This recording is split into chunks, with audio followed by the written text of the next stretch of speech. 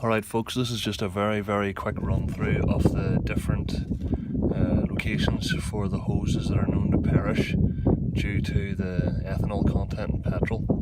Now, I'm looking under the car at the moment, and to the right is the nose of the car and to the left is the back of the car, and I'm on the driver's side in a right hand drive 91 GTI, just to give you a bit of orientation as to where things are. You can see here, this is the swirl pot with the fuel pump in here, and then I've added a new fuel filter in. This is something worth doing just whenever you're changing your filter. You've got 5 hoses that you need to have a look at. You've got your pump to filter hose, which is this one here. You've got your fuel filter to the engine bay hose here. You've got then your return hoses. If I move this brake cable out of the way, up in there's the one from the swirl pot to the tank, and the one on the other side. And lastly then is this fella here, which is the main feed from the tank. All of these hoses can be bought generically. The ones I've used here are 7.6mm ethanol proof hoses, and they can be bought from any half decent motor factors. The place I got these from was Planet Silicon, who's on eBay. This hose here is the only one that has to be bought, and that's because this end is 7mm and this end up here is 11, so it's like a reducer pipe, and that had to come from VW Heritage, and it's the only expensive bit, or what I would call expensive for a piece of rubber hose, is 4 inches. It was about it was £9 and a few odds. The remainder was, the lot of it was bought for under £10. Definitely worth doing, because you'll find that whenever it comes to doing your fuel lines, whenever you take them off, you'll be surprised how corroded they are. Okay folks, and these are the hoses that are inside the boot. Now you can see there's my spare wheel well.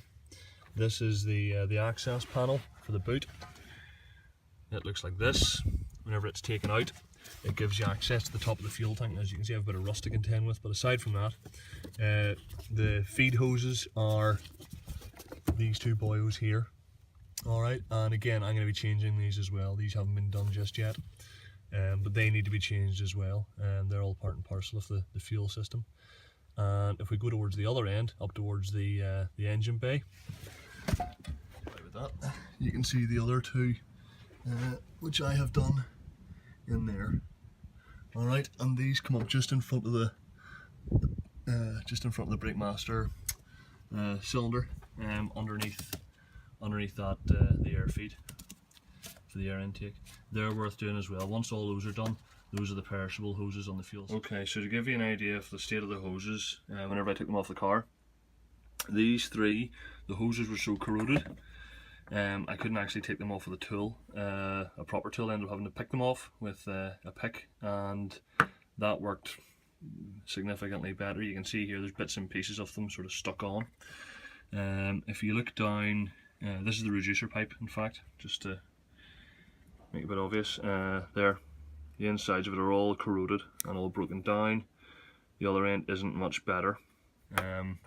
Again, you can see there that's actually split to the outside, got through to the outside there. Again, the other end all cracked and fractured. Much the same story here, cracked and fractured on the inside.